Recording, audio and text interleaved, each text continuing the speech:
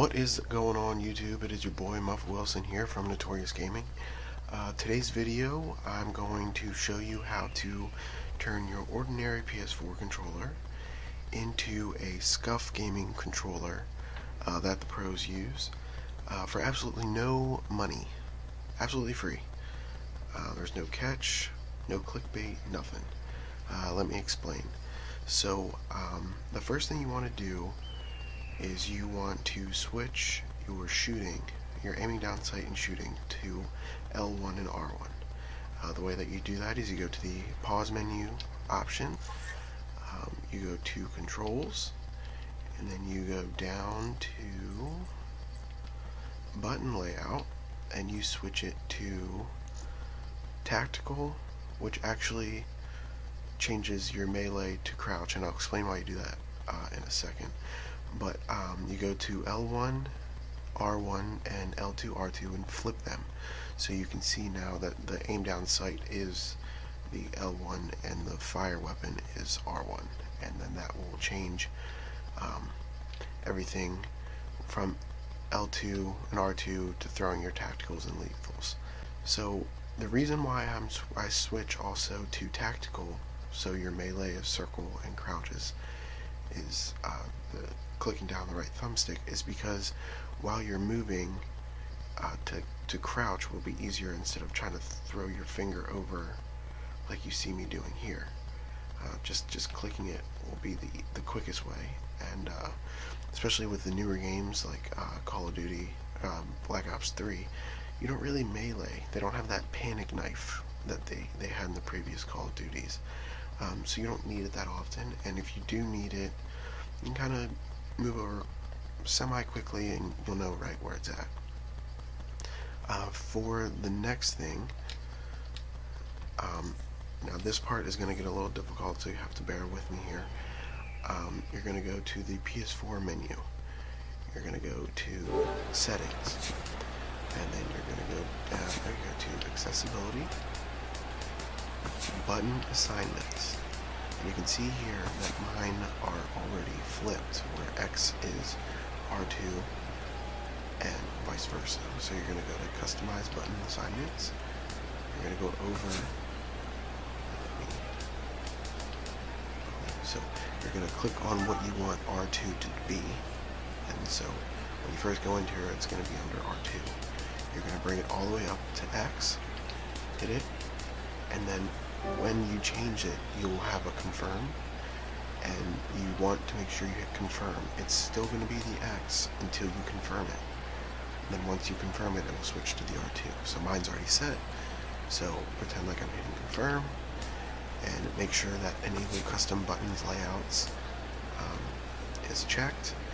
If you ever want to turn it off, instead of going back through and trying to switch and everything, just hit that, and then it will turn it off, and you see that my right trigger won't hit it, but my X will, and then my X won't hit it, and my right trigger will. So it's very easy to turn off, especially if you switch from games to games like I do. So let me go into a game and show you how it works. So now this would be throwing a lethal, or excuse me, like a grenade, and then now your right trigger is to jump. So you can run, do aim, and jump at the same time, just like if you had the paddles on the back. What you could also do is switch to where this would be a second paddle. You would do it the same way that you switched this button. You switch the R2 to X. You just go through the same way, and you go L2 and then you switch it to whatever. So if you wanted to make this the crouch, you would just simply reconvert there, and you're good to go. I do want to stress that it does take a little bit to get used to. I've been playing like it for months, so I'm kind of used to everything, and very, very easy to get used to. It just takes a little bit. You really got to commit to it, and once you feel that you're struggling, you're almost there, so keep trying it out. I also want to point out that I can teach you guys how to do trigger stops, which go on the back here. They're not on this one because I am using my backup controller since my original controller is getting a little old. But as you can see on this one, there are trigger stops, so the trigger does not go down all the way, but it still goes down enough to register. So I used it more when I was shooting with R2 and L2, and it helped me a lot. You can definitely see a difference. The simplest way I can explain it is getting these little screws here. I actually just got it at Home Depot for I think like $1.99, not even. You can get a whole bag of them.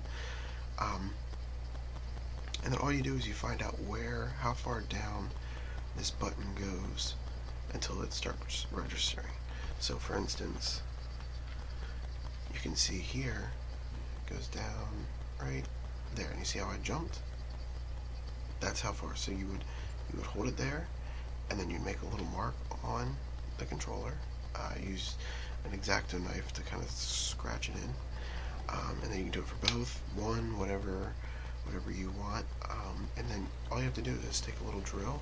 Now the trigger stops, I do have to say, are going to cost money. That's not part of the scuf gaming, as the pedals I was talking about on the back.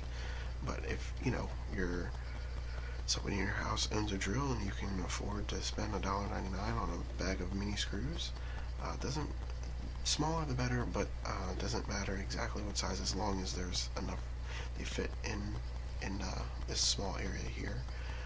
Then there's actually nothing in this trigger. It's hollow, so you can screw into it, or drill into it, excuse me, and you won't damage anything in the controller. I wouldn't push it all the way down where it's coming out the other side, obviously, but just to where you get through just enough through that where the screw can fit through, and then you just screw it in, and then your trigger stops look like these, where they go down half. It's a lot quicker. It takes a couple milliseconds off of your shooting, but that could be the difference between winning a gunfight and losing. If you like this video, please like and subscribe to the channel. I am new to YouTube, so as I grow, hopefully the video content will grow with it. But like I said before, like, subscribe, keep coming back. I'm going to post as much as I can, different videos, some gameplays, as you can see on the previous videos that I did before. And on that note, YouTube, we'll see ya.